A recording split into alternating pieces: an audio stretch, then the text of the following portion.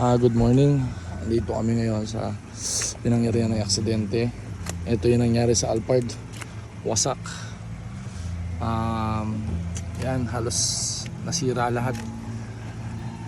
Ayaw na rin mag-start ng engine. Napapansin nyo, pumutok lahat ng airbags. Bukas, hindi ko bukas yun. Ayaw mo bukas? Yung ano na lang, gamit niya na lang. Para magkano siya mistake. Dito ako nasugat malamang.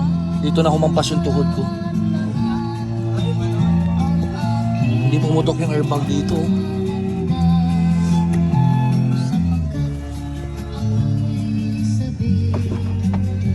So kung napapansin mo, papansin nyo ho, yung paikot, puno siya ng airbags. So kaya wala akong tama yung upper ko dahil sinapu lahat ng airbag yung impact. So kaya naman tinamaan yung tuhod ko.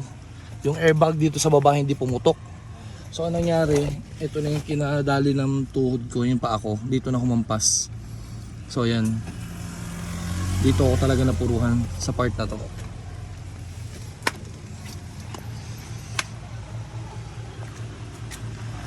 Currently totoo na po siya, dadali na sa police station.